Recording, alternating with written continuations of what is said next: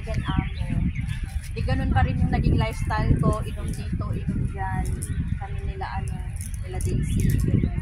Hanggang sa hindi ko na talaga siya nilingon. Di ako nagpe-pray. Tapos naaalala ko lang siya every time may problem ako na, oh Lord, kailangan ko ng ganito. So although binibigay niya, dun po ako parang, every time na tinatawag ko siya, binibigay niya. Opo, ginawa niya po yun. Every time tinatawag ko siya, binibigay niya. After niya po yung naibigay, wala, hindi ko na po siya ulit kilala. Ganun po ako. Yes, ganun po ako. Tapos, after, parang paulit-ulit pong ganun. And then, siguro, sabi niya sa akin, parang tinapik na niya ako na ganun lang yung ginagawa ko po. Ilang beses po yun na nangyari sa akin na every time may problem ako, one call lang, parang sagot agad. Tapos hanggang one day po na hindi ko na pinabalayan na kasi hindi ko po siya tinatawag, di ako nagpe-pray sa gabi, hindi ako nagpapasalamat, di ako basta happy go lucky lang ako, ganun. Hanggang sa one day, nagpagising ko, lumbog na pala ako. Until hindi ko na, yung parang kahit tinatawag ko na siya, parang binibigyan niya na ako ng lesson na kailangan kong tignan yung mali ko bago niya ako tutulungan. Parang pinarealize niya talaga sa akin yung maling ginawa ko para maintindihan ko na hindi ko siya dapat tatalikuran. Hanggang yun na nga po, dumating na sa point na nasa lugmok na po talaga ako. Dumating na din sa point na napauna ko sa utang, kasama ang friend, hanggang sa pinahilan at muli. Doon ko pa lang po na-realize na kailangan ko siya. Bumalik po ako sa kanya na nagmakaawa ako. Lumuhod po talaga ako sa kwarto po kasi yung paggising ko po, hindi ko po alam na baon na pala ako. Baon na ako sa utang. Tapos minumura na ako nila Daisy. Pinapost na nila ako, pinapahiya, ganun. Yun yung pinakatakutan ko pa naman sa lahat. Yung pinaka-biggest fears ko sa buhay is yung harapin yung kahihiyan.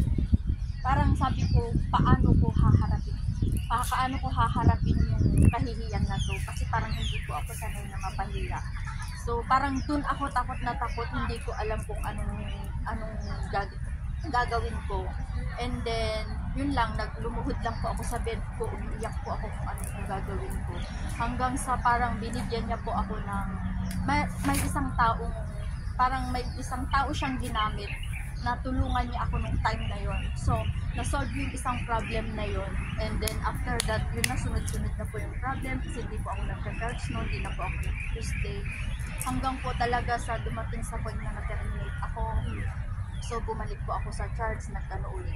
Parang, yun na sila ate, lahat ng Tuesday group, pinaintindi sa akin na dapat kasi ganito, ganyan, kailangan yung ganyan. Tapos, doon ko po doon ko po na-realize na kahit walang dumarating na problema, dapat hindi mo siya tatalikuran, hindi mo siya babaliwalain. So hanggang po sa dumating yung time na terminate ako, pinapahiya po ako, pinatawag po ako sa barangay sa amin, na basta pinahiya na po ako lahat, tapos yung ina-invest ko po, na-ibenta ko para lang maibayad. Lahat po parang nawala lahat. Tapos iniyak ko lang po sa kanya. Ang pinakaano ko doon, yung talagang iniyak ko po sa kanya, na binigyan niya ako ng lakas, yun nga po, yung harapin ko yung kahihiyan. Kasi yung mga taga rito na nakahiraman ko, parang may konektado sa amin. So, parang na may inutusan sila para nung habang na-terminate ako, inutusan sila na ipatawag ako sa barangay. Yun yung kinatakutan ko na harapin. Kasi walang alam yung family ko na ganito yung nangyari sa akin dito sa Hong Kong. Na biglang may magpapatawag sa akin, kararating ko lang galing Hong Kong, tapos may magpapabarangay sa akin. Tapos ang ginawa ko lang po is, umiyak lang po ako na, Lord, sabi ko, hindi ko po alam kung paano ko haharapin, hindi ko po kakayanin yung kahihiyan, hindi ko po alam, ang hinihiling ko na lang po is, ikaw na po yung bahala sa lahat, at hinihiling ko lang po is bigyan mo ako ng lakas na loob na harapin yung pagsuot na to, kung paano ko harapin yung kahihiyan na to. Tapos yun nga po, nangyari na nagpatawag sa barangay yung mga tagaan dito. Tapos, after po nung nagharap kami ng barangay, in-explain ko po yung nangyari. Parang parang bago kami pumunta ng barangay na nag-pray ako na bigyan niya ako ng lakas na harapin yung kahisiyan. Tapos nung pagdating po namin ng barangay, parang pumanig, nung narinig po nila yung side ko, parang sabi ko, wow, totoo po ba yun? Na parang pumanig yung barangay sa akin. Oo, yung captain, pumanig siya sa akin, naintindihan niya yung sitwasyon ko. Tapos yun na po yung lagi kong pinagdadasal na bigyan niya lang ako lagi ng lakas na harapin yung kahilian. Kasi yun yung biggest fear ko sa sarili ko eh. And then hanggang sa makapunta ulit ako dito after 1 month na terminate po ulit ako, diba? So hanggang sa nagpatuloy na po ako dito na ginagabayan na po ako nila Ate Joyce, nila Ate Ann na kung ano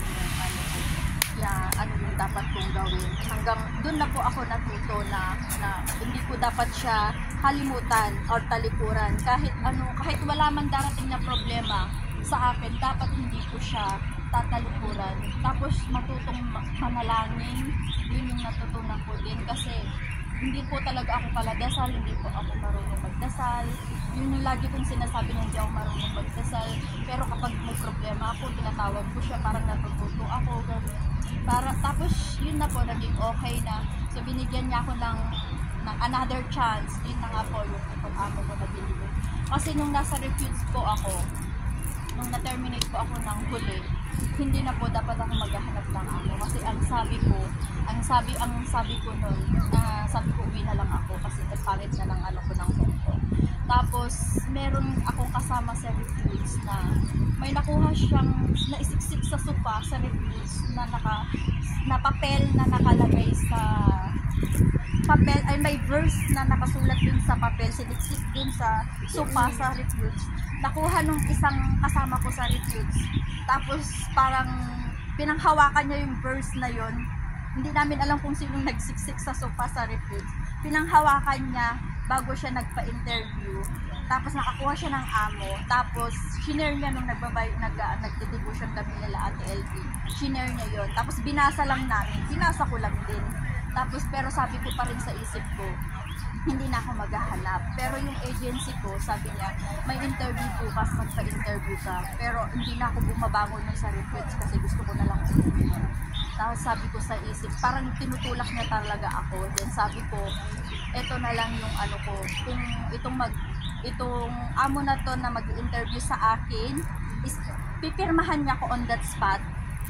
Ibig sabihin may role pa ako sa Hong Kong. Pero kapag in-interview niya ako at hindi niya ako pinirmahan, hindi na po ako maghahanap. Yun yung pinag-pray ko bago ako umalis ng refuge. Then, yun nga po, siguro nga may role pa talaga ako. Kasi pagka-interview niya sa akin, pinirmahan niya po agad ako. Sinama niya ako sa bahay nila, nag-trial, pinirmahan niya agad ako, nag-okay siya. So, eto, thanks God, kasi 1 year na ako sa kanila.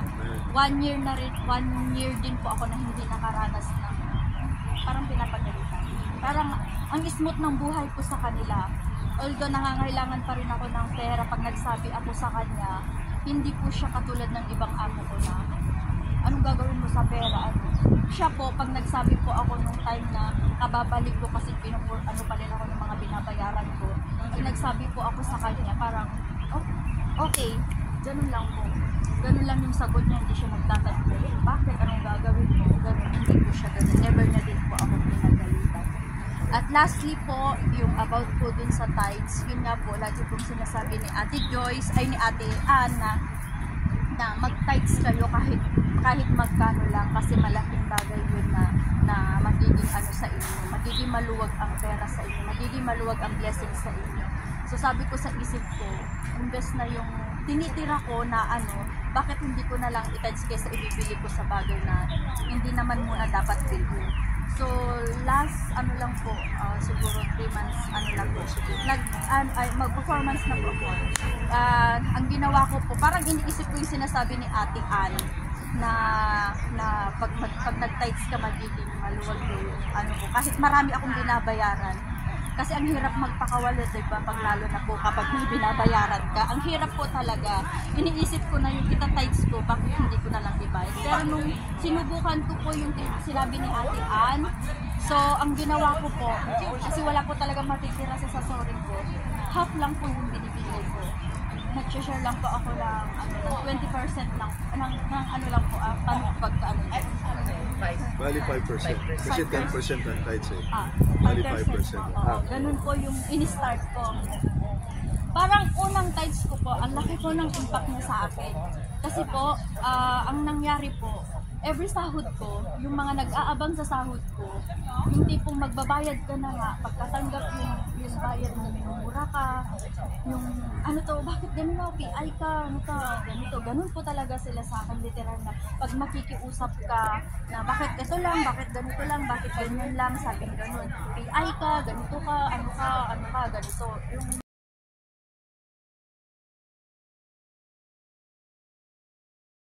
dahil nung nasa Pilipinas ako, nag-work ako sa church, nag-ano ako sa pastor namin, ako yung right now. Tapos, hindi pala ako ganun ka-equip spiritual. Kasi nung dumating yung problema na yun sa akin, iniwan ako ng, hindi naman ako iniwan. Kumbaga, dinagdagan lang kami ng asawa.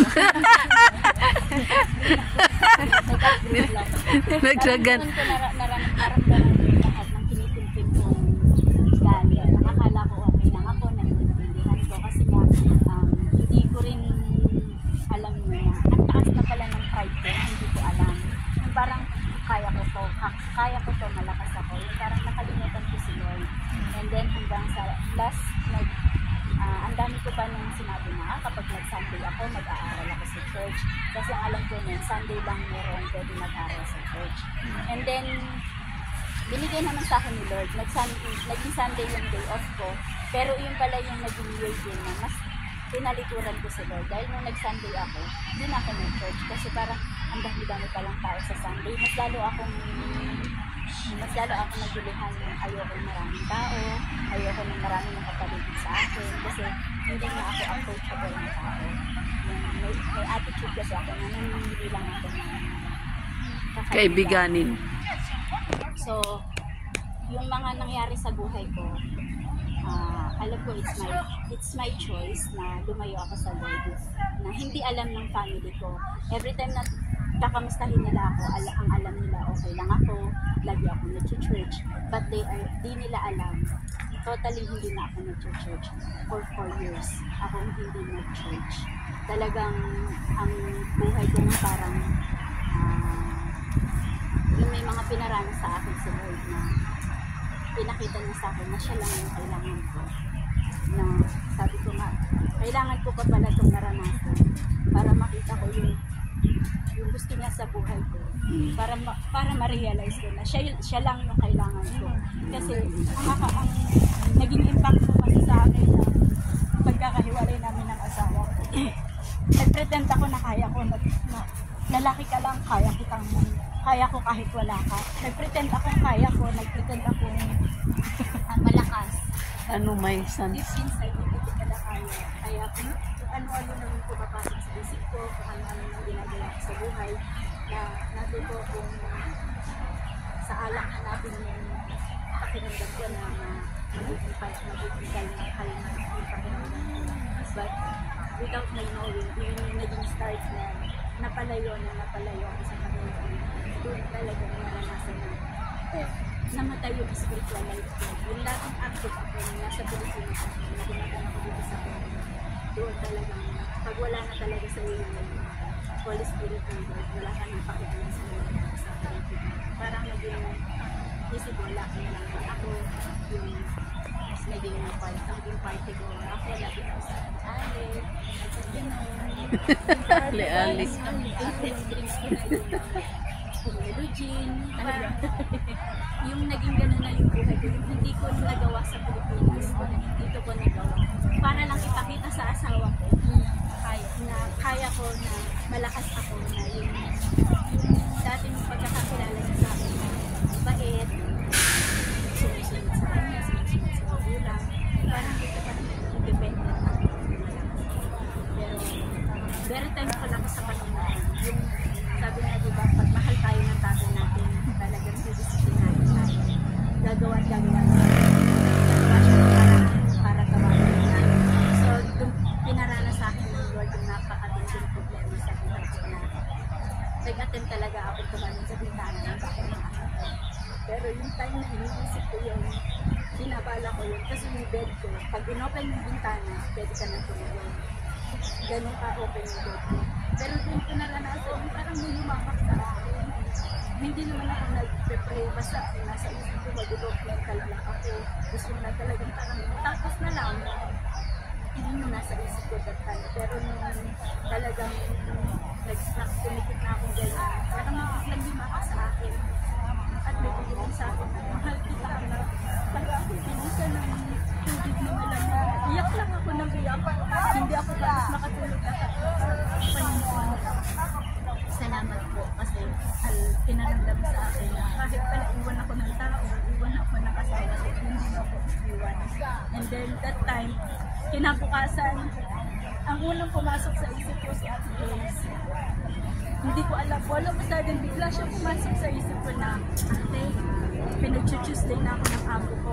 Dahil biglang, wala ko sa akin, biglang binago ng amo ko yung day off ko na Sunday. Binalik ako, ginawang Tuesday yung day off ko. And then, tinext ko si Ate Joyce, sabi ko, ate, mag-Tuesday na ako. And then, doon ko naranasan na may plano pa pala yung pag-ibig sa buhay ko. Talagang sinuro ko na yung buhay ko sa mga inadmit ko sa sarili ko na si Jesus lang talaga yung kailangan ko. From the start na nag-attend ako sa church, lagi ako encourage sa Ate Joyce. Talagang sabi ko nga, yung way ng Panginoon para tawagin tayo, in a different way. Siguro depende rin sa ugali natin kasi ang taas nga ng pride ko kahit ang liit kong tingnan pero ang pride ko ang taas-taas. Kaya talagang kailangan pasahin yung pride ko. Kaya yung ginagawa ngayon ng Lord since 2020 ako gumalang sa church, talagang doon ko nakita na gaano ako kamahal ng Panginoon. May mga pagsubok man akong pinagdaanan. Ngayon nahawa ko siya ng matibay dahil yung mga nag-aral ako ng New Life, nag-aral ako ng FOF. Doon ako pinatatag ng Panginoon. Kahit ngayon anong kukul na problema sa akin, hindi na ako ganoon nasa-shake kasi lagi kong pinanghawakan yung pangako ng Lord na you will never leave me nor forsake me. Yun talaga yung pinanghawakan ko. Kaya kahit na pinagkakaisahan ako sa bahay ng mga kasama ko, hindi ako nagpatinag kasi alam ko na yung Lord ang kakampi ko. Ang Lord ang lumalaban para sa akin. Hindi rin ako na kung ano yung sinasabi nila agad sa akin na hindi maganda. Hindi ko rin yung sinuklian ng pamit kasi alam ko naman kung ano yung totoo. Alam ko kung ano yung ginagawa ng Lord sa buhay ko. Kaya sabi ko nga sa kapatid ko, buti na lang dumating ako sa point na ganito ginagawa nila sa akin. Nakakapit na ako sa Panginoon. Kasi kung ginawa nila ito sa akin na wala ako sa Panginoon, may riot sa bahay. Pero salamat nga dahil ang Lord talagang binabago ang buhay ng tao pag tayo ay handang magpabago sa Panginoon. Kaya salamat sa Lord na yung buhay ko na talagang inilaan ko sa Kanya at pinagpapasalamat ko rin sa Lord na yung hindi na ako ngayon nakapokus sa relationship sa lalaki. Binigyan niya ako ng kapansanuhan na siya na lang. Kung magbabago yung asawa ko, okay, kung hindi, si Lord na lang ang bahala. Pero yung talagang maghanap ng partner, inalisan ng Panginoon sa akin. Kaya tunay na nagpapasalamat. Si Lord na lang ang partner natin. At maging mas lalo pa gamitin ng Lord ang buhay ko. Amen. Amen. Amen. Last, Hindi mo tayo na bibless sa pagtotoo, di ba? Helen.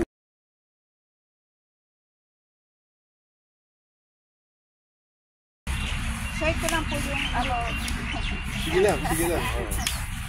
although nung umpisa po sa amo ko, bago pa nga lang po ako makapunta dito, process pa lang po ako.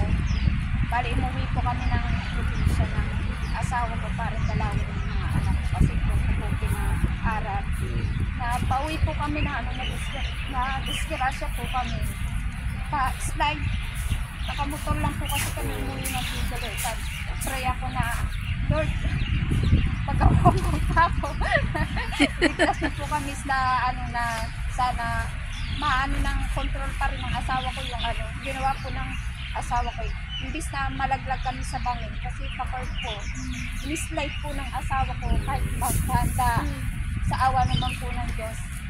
Gas-gas lang naman po at hindi kami tumirin sa kanya. Thanks God po talaga sa pag-iingat po talaga. At saka hindi niyo po ang asawa ko po ay nga lang po. Although magkaiba po kami ng religion, siya po ay NCGI kay Brother Eddie. Brother Eddie, ito yan. Opo, Dating daan. po siya. Ang asawa po dati ay mabarkada, palainom, na umani po siya dun sa amin, napabuti naman po siya kahit saka pinapaanit niya po ako sa amin na sabi ko wala naman yung sa religion Okay lang ba? sa religion na as long as na naniniwala at isa lang naman yung pinaniniwalaan natin na Diyos. So ngayon, gusto mo na talaga magpapautismo na Jessica. Okay, saka iba po yung start po nung palagi na po ako nagsisimba, unlike ng dati na pagagalitin po ako, saka selfish po talaga. Halata naman eh. Pero lang Yung ano po ba, yung pag po yung may nagalit sa akin na yung gusto ko lagi gantuhan na yung ko po sunod sa buhay ko na pinagtetry ko na lang po, lalo po sa amo ko na hindi po talaga maganda yung grabe sa akin yung una. Sabi niyo po na mahuli niyo, kaawa niyo, ipag-pray niyo na bahala na si Lord yung gumawa ng day. Yun lang po, pinagtetry ko na sana Lord, ikaw na bahala dito sa amo ko, pag-uhin niyo siya, iba po yung pamuhay sa mga puso't isipan nila, maging maayos yun. At sasama namin. Sa awa po ng Diyos, 19 months na po ako dito sa Hong Kong. Okay na po. galing na. At saka na nagre-renew pa nga po. Kasi ilang buwan ka na, Jessica? 1 year na po. Ganyan na rin, ano? Mabuti. Patuloy siya, no? Yeah, thank you. Oh, Sana ako sa church.